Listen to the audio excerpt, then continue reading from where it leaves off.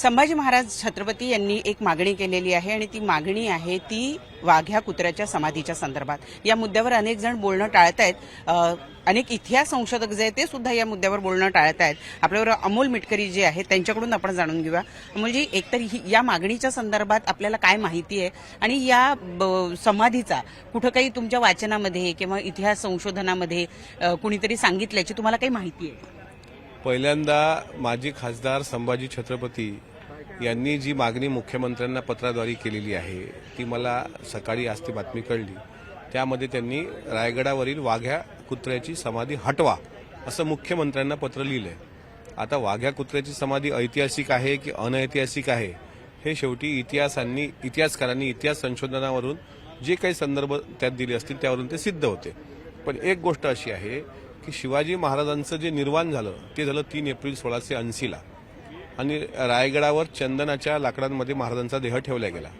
त्या अंत्यसंस्काराला संभाजी महाराज उपस्थित नव्हते, कारण संभाजीराजांपासून ही बातमी लपवल्या गेली होती। नंतरच्या काळामध्ये म्हणजे तात्कालीन संदर्भ साधनं जे सांगतात की त्यावेळेस सतीची प्रथा होती। सतीची प्रथा असताना पुतळाबाई साहेब सती गेल्याचं मी वाचलंय कुठेतरी। मग पुतळाबाई जर सती गेल्या असतील पुतळाबाई साहेब, तर अर्थातच शिवाजीराजांच्या समाधीच्या बाजूला त्यांची समाधी असायला पाहिजे। आणि पुतळाबाईंची जर ती समाधी असेल तर मग वाघ्याचं शिल्प तिथं म्हणजे नसावं असं शिवप्रेमी म्हणून बऱ्याच लोकांच्या भावना आहेत। दुसरं असं आहे की शिवाजी महाराजांच्या चितेमध्ये कुत्र्यांनी उडी घेतली याचा कुठलाही ऐतिहासिक संदर्भ तत्कालीन संदर्भ साधनामध्ये नाही। शिवचरित्रावर लिखाण करणारे अनेक लोक झाले। शिवाजी महाराजांच्या समकाळामध्ये अनुपुराण लिहिलं गेलं। शिवाजी महाराज हयात असताना कवी परमानंदांनी शिवभारत लिहिलं। शिवाजी महाराजांच्या नंतर सुद्धा तंजावरला जे व्यंकोजी राजे होते त्यांच्या काळात सुद्धा शिवचरित्राचं लिखाण झालं। नंतर ग्रँड डफ असेल, रियासतकार सरदेसाई असतील, सेतू माधवराव पगडी असतील, वासी बेंद्रे असतील, कृष्णाजी अर्जुन केळुसकर असतील, या सर्व इतिहासकारांनी कुठेही वाघ्याचा उल्लेख असल्याचं म्हणजे त्यांनी लिखाणात आणलेलं नाही।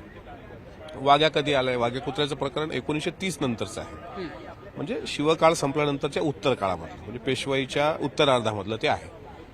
आणि आता जर इतिहासकारांमध्ये जर संभ्रम असेल किंवा लोकांमध्ये संभ्रम असेल तर इतिहास संशोधक अजूनही महाराष्ट्रात जिवंत आहेत। मला असं वाटतं की तुम्ही जर रायगडावर गेलात तर वाघ्या कुत्र्याची समाधी ही फार अशी उंच हाईटवर आहे। त्या तुलनेमध्ये छत्रपती शिवरायांची समाधी ही अर्ध्यावर आहे। त्यामुळे ऊन ज्यावेळेस सूर्य असा इकडे मावळतीला जातो त्यावेळेस ती सावली समाधीवर पडते। त्यामुळे कुठेतरी शिवप्रेमींना ते वाईट वाटतं। समजा वाघ्या कुत्रा आहे असं ग्राह्य धरूया, पण मग ते शिल्प थोडं छोटं करायला हरकत काय?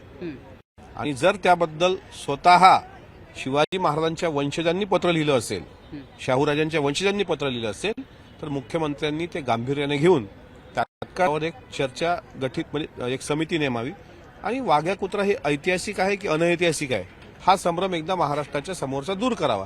जितकं मी वाचलंय त्यात शिवचरित्रात कुठेही वाघ्या कुत्रा नव्हता। शिवचरित्रामध्ये तुम्हाला सिंहासारखी माणसं महाराजांसोबत होती।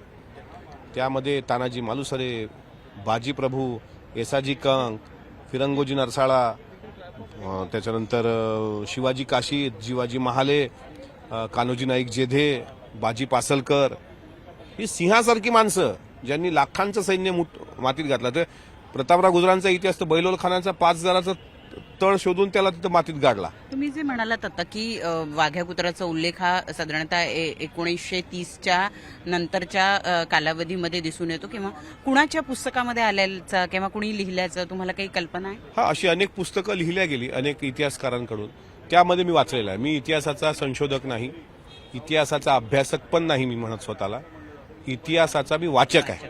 आणि वाचक असल्यामुळे मी दोन्हीकडची पुस्तकं वाचली, म्हणजे डाव्या विचारसरणीची उजव्या विचारसरणीची, पण कुठेही मला तसं आढळलं नाही। आणि जे काही पुस्तक आढळलं, एक पुस्तक मी छोटं वाचलं होतं की वाघ्या कुत्र्याची समाधी ऐतिहासिक की अनैतिहासिक, त्याच्यामधले काही रेफरन्सेस मला ते वाटले की बाबा हे रेफरन्स दिलेला आहे आणि तो विचार करण्यासारखा आहे। त्यामुळे वाघ्या कुत्रा शिवाजी महाराजांच्या काळात असल्याचा कुठलाही अस्सल पुरावा आज तरी उपलब्ध नाही। परंतु आता हा मुद्दा उपस्थित झाल्यामुळे आणि स्वतः संभाजी महाराजांनी हा मुद्दा उपस्थित केल्यामुळे पुन्हा एकदा असा प्रश्न निर्माण होतो की औरंगजेबाची कबर असावी की असू नये, वाघ्या कुत्र्याची समाधी असावी की असू नये, हे सगळे मुद्दे ऐन अधिवेशनाच्या कालावधीमध्ये काढले जातात आणि त्यामुळे ज्या मुद्द्यांवर हे अधिवेशन चालायला पाहिजे ते मुद्दे बाजूला राहतात। या गोष्टी युक्तीशी मी 100% सहमत आहे आणि दुःख वाटतं. आज अंतिम आठवडा प्रस्ताव सदनामध्ये येणार आहे. शेवटचा दिवस आहे. उद्याचे उरलेले 2 दिवस त्यामध्ये फक्त संविधानावर चर्चा आहे आणि या काळात फक्त अधिवेशन सुरू होतं तेव्हापासून आतापर्यंत एकच थोडी घटना आल्हाददायक शेतकऱ्यांच्या बाबतीत घडली. 20% निर्यात शुल्क केंद्राने कांद्यावरचं हटवलं. त्यामुळे कांदा उत्पादक शेतकऱ्याला दिलासा मिळाला. मात्र हरभरा उत्पादक शेतकऱ्याचं काय, कापूस उत्पादक शेतकऱ्याचं काय, हे प्रश्न महत्वाचे आहेत आणि ते कुठेही चर्चेला गेले नाहीत. त्यांना अजून कुठं न्याय भेटला नाही. आणि अशा वेळेस औरंगजेब 300 वर्षानंतर तुम्ही प्रेतातून काढलाय जिवंत, पण जिवंत शेतकऱ्याची प्रेत डोळ्यासमोर पडलीत. शेतकऱ्याच्या आत्महत्या होतात. याबाबत थोडीशी संवेदना असू द्या. हे दोघांना पण म्हणणं आहे माझं, सत्तेतल्या आणि सत्तेच्या बाहेरच्या लोकांना. आम्ही पण सत्तेत आहोत. तुम्ही सत्तेत, तुम्ही कसं म्हणताय? शेतकऱ्याच्या विषयापेक्षा मला कुठलाही विषय महत्वाचा वाटत नाही. 3 आठवड्यामध्ये कुठेही शेतकऱ्यांचे प्रश्न ऐरणीवर आले नाहीत. आजचं कामकाज जर बघितलं, विधान परिषदेचं कामकाज 27 पानांचं आहे आज. म्हणजे आमच्या सभागृहात 20 लक्षवेधी ते कधी होतील? मग 97चे प्रस्ताव कधी होतील? अंतिम आठवडा प्रस्ताव कधी होणार? प्रश्नोत्तरे कसे होतील? औचित्याचे मुद्दे, पॉइंट ऑफ इन्फॉर्मेशन, इतका मोठा प्रदीर्घ, आज एकतर मग 10, 12, 2 वाजेपर्यंत रात्री चालवा, आमची बसायची तयारी आहे. पण शेतकऱ्यावर चर्चा होऊ द्या. आता वाघ्या कुत्रा हा नंतरचा विषय असू शकत असता, पण वाघ्या कुत्रा असेल, तुमचा तो औरंगजेब असेल, आता या सगळ्या बांधील शेतकऱ्याचं नुकसान होते आहे या सगळ्या घटनेमध्ये. प्रशांत कोरटकर मोकाट सुटतो त्याचं काय? राहुल सोलापूरकर एफआयआर होत नाही त्याचं काय? प्रशांत कोरटकर नागपूर पोलिसाचं अभय असल्याशिवाय मोकाट सुटू शकत नाही. तुम्हाला मी चॅलेंज देऊन सांगतो, तो नागपूर चंद्रपूर परिसरातच आहे. आता त्यांनी सत्र न्यायालय म्हणजे वरच्या कोर्टामध्ये अर्ज दाखल केलाय. आज त्याच्यावर जर सुनावणी झाली आणि त्याला जामीन मिळाला, म्हणजे इतक्या दिवसांपासून जो शिवप्रेमींचा रोष होता तो गेला पाण्यात. म्हणजे काय चाललंय? तुम्हाला नागपूरमध्ये सोमय्या साहेब येतात आणि त्यांना बांगलादेशी सापडतात, आणि तुम्हाला तो प्रशांत कोरटकर सापडत नाही. त्याचा पासपोर्ट जमा होऊ शकतो, तो सापडू शकत नाही. याला नागपूर पोलिसांचं अभय आहे. जरी काल माननीय मुख्यमंत्र्यांनी काल म्हटलं त्यांच्या पत्रकार परिषदेमध्ये की तो कुठेही असला त्याला आम्ही शोधून पकडू, पण जर त्याला जामीन भेटला तर मग काय? अजून तर सोलापूरकरवर एफआयआर नाही झाला हो. ज्यांनी 2 दिवस संविधानावर चर्चा आहे सभागृहामध्ये, ज्या बाबासाहेब आंबेडकरांनी संविधान लिहिलं त्यांच्याबद्दल अपशब्द बोलणारा सोलापूरकर, शिवाजी महाराजांबद्दल अपशब्द बोलणारा सोलापूरकर, त्याच्यावर साधा एफआयआर होत नाही. मला तर वाईट वाटतं. नक्की. पण मग त्याबद्दल आपण स्वतः का पुढाकार घेतला नाही? काय आपण एफआयआर करायला काय पाहिजे. पुढाकार घेऊ? सांगा ना, काय घेऊ पुढाकार? केलं नाही का मी माझे सगळे प्रयत्न? करतोय ना सगळे प्रयत्न. मग नाही करू दिला तुम्ही, प्रयत्न केला आणि तुम्हाला मी कोणाचा बांधीलच नाही आहे. मी जर संविधानाला मानतो तर मला फंडामेंटल राईट्स आहेत. मी काय करू मला सांगा? अभिव्यक्ती स्वातंत्र्याबद्दल, फंडामेंटल राईट माझ्या हातात बद्दल जर तुम्ही बंदूक बोललात असती ना, तर त्यांना भर चौकात ठार केलं असतं गोळ्या घालून. माझ्या हाती जर तलवार असती ना, त्यांची जीप छाटली असती त्या प्रशांत कोरटकरची. पण संविधानानं आता याच्यावर बंधनं आणलेली आहेत. माझ्या जर भावना म्हणाल ना तुम्ही, तर त्यांना भर चौकात फटके देण्याच्या माझ्या भावना आहेत. अशी घाण महाराष्ट्रात जन्माला येते कशी? जे महाराजांबद्दल अपशब्द. अरे जिजाऊंच्या बाबतीत तुम्ही बोलता, जी या महाराष्ट्राची राजमाता आहे, आणि तो मोकाट सुटतोय. वाईट वाटतं. मोगलांनी कधी इतका अपमान केला नसेल शिवाजी महाराजांचा. कोण्या मुसलमानांनी अपमान? मला सांगा बरं, एक प्रश्नाचं उत्तर द्या. प्रशांत कोरटकर ऐवजी एखादा मुसलमान जर हे बोलला असता तर काय झालं असतं? दंगे वाढले असते. जिल्ह्यात निदर्शनं, जिल्ह्यात मुसलमानांच्या वस्त्या जाळल्या असत्या. पण कोरटकर बोललाय ना, त्याला तुम्ही शिवा देताय का? वाईट वाटतं. मी काय करू शकतो? मी सगळंच काही करू शकतो असं वाटत जरी असलं, पण काही बंधनं आहेत संविधानाची. मी का पुढाकार घेतला नाही? तर मी पुढाकारच घेतलाय. हे प्रकरण आम्ही तापून आम्ही आमच्याकडे जे आता आमच्याकडे हत्यार काय? तुम्ही मीडिया, पत्रकारिता, हेच आमच्याकडे हत्यार आहे.